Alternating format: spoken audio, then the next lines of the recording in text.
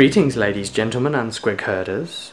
Alright, this is a quick video in response to a recent viewer comment about the subject of evil characters in a group, how it can usually be a major mistake. I believe that's true. It's probably not a good idea to have a good alignment group with somebody evil in their party, because they probably will end up having to have a fight or something. But sometimes that can be quite good RP in its own way as well. But yes, I do actually agree with you, even though it sounds like I'm disagreeing. I actually agree. It's usually not a good idea. But, asterisk, read, underneath, I have this to say. In our Their Fated Travels stories, chapter in particular that demonstrates this, which you can see here, Trial of the Gods, Dieter, and yes, he's evil. He stayed with us throughout the entire campaign, and we made it work. But so how did we make it work? Well, it's almost impossible to make it work. And my answer for how you could possibly do it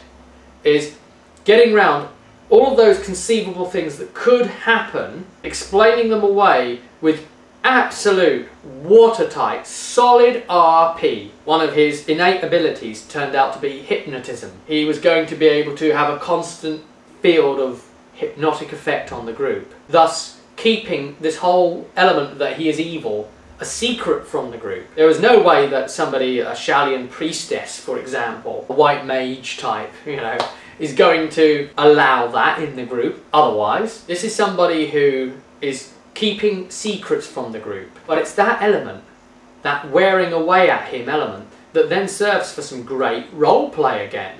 Yes, it actually can be done, and that's what I'm here to tell you, if you make it watertight. But it's so hard, it's possibly not even worth it if you can't cover all the bases. He had to have a reason to even be with the group, and that's the hardest one, isn't it? Why would an evil guy go with the group? Why would he want to save the town and do these things? He'd want to go on his own evil schemes. Why would he want to fight so valiantly to keep that dumb warrior he hates alive? Why? Or the annoying pesky wizard who might see too much? Well, I'll tell you how we did it. We had the Trial of the Gods. I conceived this idea, him to have done something terribly wrong in his past. He's caused some unnatural happening from a soul that is bound to him. It is his brother's soul, the other as he refers to it. And it is completely against nature. It is this spirit of undeath that is stuck inside his own soul. This is an atrocity to Mor, the god of death and dreams. Mor wanted to do something about it, but couldn't just act on his own steam. There's a process for these things. So the goddess of justice, Verena, called about a trial, and Dieter got put on trial. It was great. It was just like those old movies where the gods and the mortals would interact. You remember like Clash of the Titans and that sort of thing. So we had Shalia, the goddess of mercy. We had Ursun present, the bear god of Kislev. We had Mor, of course, the prosecutor. And of course we had Verena there, who is the ultimate judge. It was decided in the end, from debate between the gods, that instead of just letting Mor take Dieter away, he would never have learnt his lesson.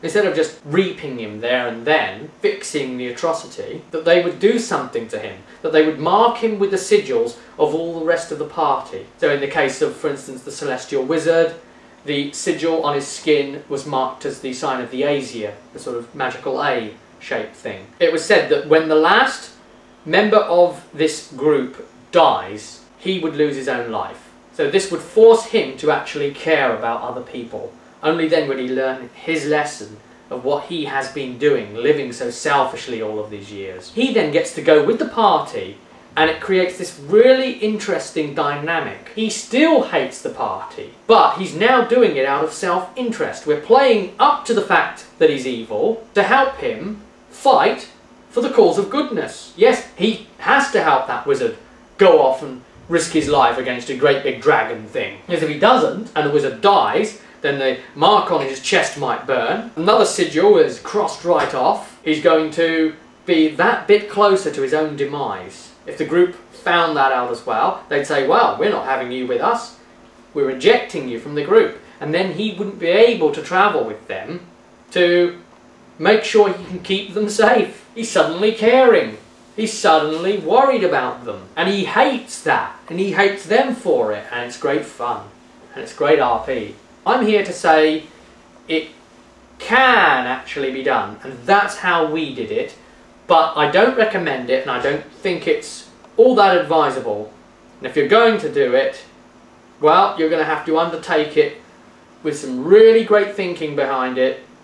And think through all of those problems. Identify. If you manage to do it as well, drop me a line. Tell me how you did it.